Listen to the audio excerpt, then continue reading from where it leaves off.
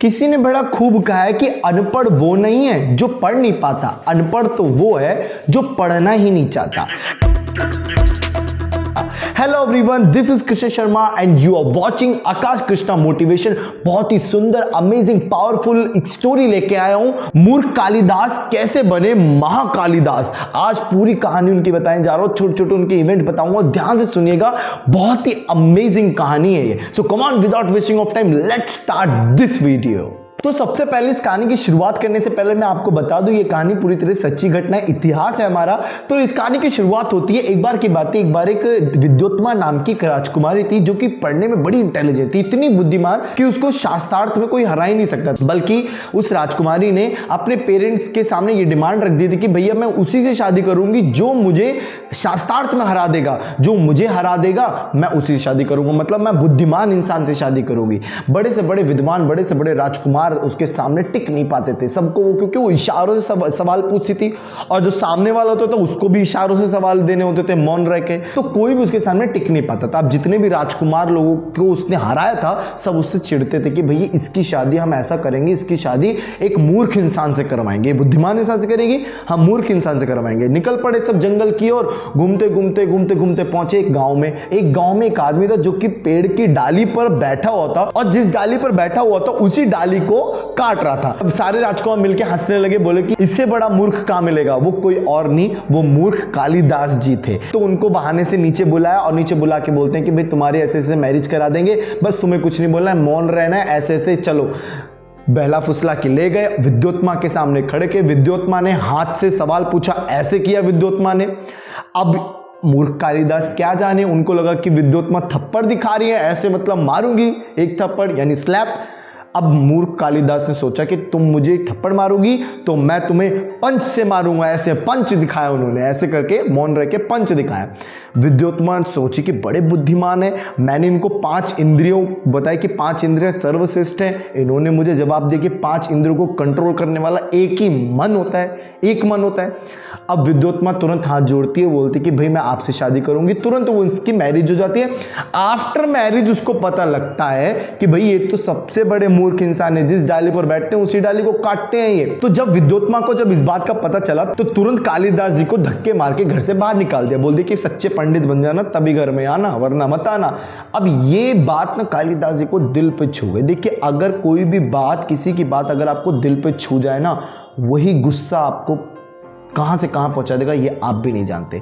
कालिदास जी को भी गुस्सा चढ़ गया। वो भी सरस्वती माता की पूजा करने निकले, मां काली की पूजा करी उन्होंने इतनी पढ़ाई करी, इतनी पढ़ाई करी, इतनी पढ़ाई करी कि वो दुनिया के मूर्ख इंसान के बाद महा इंसान, महाबुद्धिमान कालिदास बन गए। वो इतने महा इंसान वापसी घर पे आए, नॉक किया गेट को, संस्कृत का उच्चारण करते हुए नॉक कर रहे हैं गेट को। विद्योत्मा ने गेट खोला, उनकी पत्नी ने, उन्होंने देखा कि मूर्ख कालिदास अब महाकालिदास बन गया है। तब जो कालिदास थे उन्होंने अपनी पत्नी को गुस्सा नहीं किया। उन्होंने बोला कि मैं सबसे पहले तुम मेरी गुरु हो, क्योंकि अगर तुमने मुझे इस घर से बाहर नहीं निकाला था तो मैं दुनिया में सबके सामने मूर्ख ही रह जाता दुनिया में। लेकिन कहानी का एंड सिर्फ यही नहीं होता। देखिए, अब ज्ञान तो आ गया है कालिदास में, अब अहंकार कैसे आया उसको ध्यान से सुनिएगा।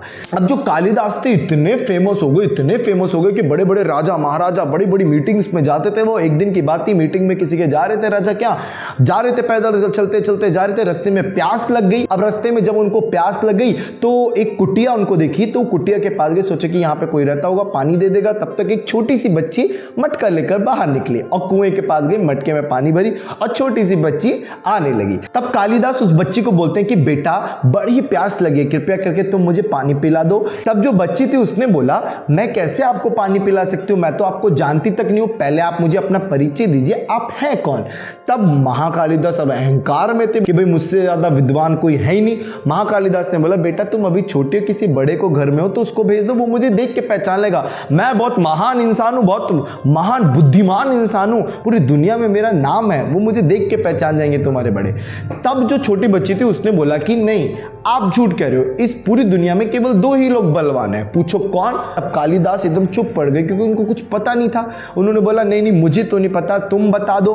तब उन्होंने बोला, देखो, एक अन्न और एक जल, इन दोनों से बलवान कोई नहीं है। अच्छे अच्छे बलवान इनके सामने झुक जाते हैं। अन्न और जल, देखो तो आपकी जल के बिना क्या हालत हो गई है। ऐसा कहकर वो छोटी सी बच्ची हंसने लगी। तब तक कालिदास ने बोला, नहीं नहीं बेटा, अच्छा मैं बटोही हूं। एक बटोही, बटोही का मतलब क्या होता है? यात्रा करने वाला, यात्रा, जो यात्रा करता है तो उसको बोलते हैं बटोही। तब वो छोटी सी बच्ची बोलती है, नहीं नहीं नहीं, आप अब भी झूठ बोल रहे हो, आप बटोही कैसे हो सकते हो? बटोही तो केवल दो लोग हैं, क्या आपको पता है? कालिदास चुप पड़ गए, कुछ पता ही नहीं। तब छोटी बच्ची ने बोला, इस दुनिया में केवल दो ही लोग बटोही हैं, पहला सूर्य और दूसरा चंद्रमा, जो बिना थके बिना रुके हमेशा चलते रहते हैं, चलते रहते हैं। तो बताइए आप बटोही कैसे हुई? ऐसा कहकर वो छोटी सी नन्ही सी बच्ची अपने सर के ऊपर मटका रखकर वो झोपड़ी के अंदर चली गई। कुछ देर बाद उसी झोपड़ी में से एक बूढ़ी सी महिला मटका लेकर बाहर आई, कुएं में से पानी भर के जा ही रही थी। तब तक कालिदास ने उन माता को रोकला, बोला, माता बड़ी प्यास लगी है, कृपया करके मुझे पानी पिला दीजिए। तब वो बूढ़ी माता बोलती कि भाई मैं आपको तो जानती नहीं हूं, पहले आप मुझे अपना परिचय दीजिए। तब कालिदास बोलते कि मैं मेहमान हूं। तब उस बूढ़ी महिला ने बोला, नहीं नहीं नहीं, तुम झूठ बोल रहे हो, तुम मेहमान कैसे हो सकते हो? मेहमान तो केवल दुनिया में दो ही लोग हैं। बोले, कौन? भाई पता नहीं उनको। देखो, एक धन और दूसरा यौवन। एक धन जो कभी भी बिना बताए आता है और बिन बताए चला, कब चला जाता है कुछ पता नहीं चलता, और एक यौवन कब आता है और कब बीत जाता है, कब चला जाता है कुछ पता नहीं रहता। तो धन और यौवन मेहमान है, तुम कैसे हो सकते हो मेहमान?